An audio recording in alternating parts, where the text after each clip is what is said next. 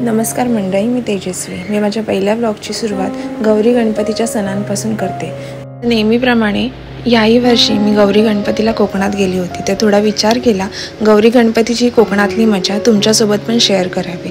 जसं तुम्हाला माहीतच असेल, गणपतीच्या तिसऱ्या दिवशी गौरींचं आगमन होतं. आमच्या गावीही सर्व गावकरी वाजत गाजत अगदी उत्साहात गवर आणायला जातात. तिरड्याच्या वेली, पानाचा विडा, सुपारी, नारळ, सुकं खोबरं आणि गुळाचा नैवेद्य हे सर्व एका सुपात नीट मांडून गौरी आणायला डोहावर जातात. तिथली जागा शेणाने नीट सारवून सुंदर रांगोळी काढून तिरड्याच्या वेलींची पूजा केली जाते आणि तसेच कोकणातील पारंपरिक जाखडीवर नाचही केला जातो.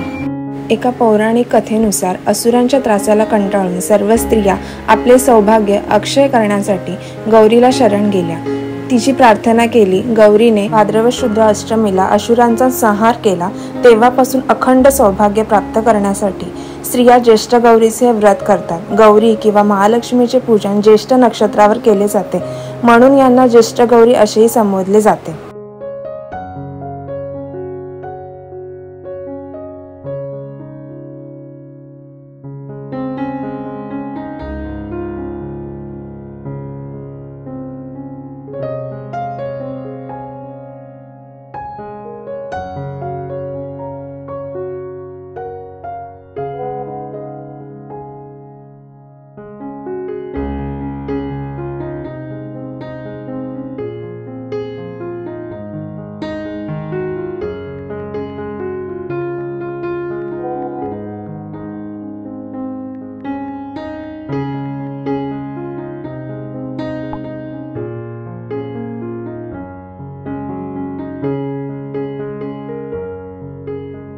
तर अशा पद्धतीने होतो आमच्या गावी गौरी गणपतीचा आगमन. जर ही व्हिडिओ तुम्हाला आवडली असेल तर चॅनलला सबस्क्राईब करा, व्हिडिओला लाईक, शेअर अँड कमेंट करा. Stay tune for next video. Thank you.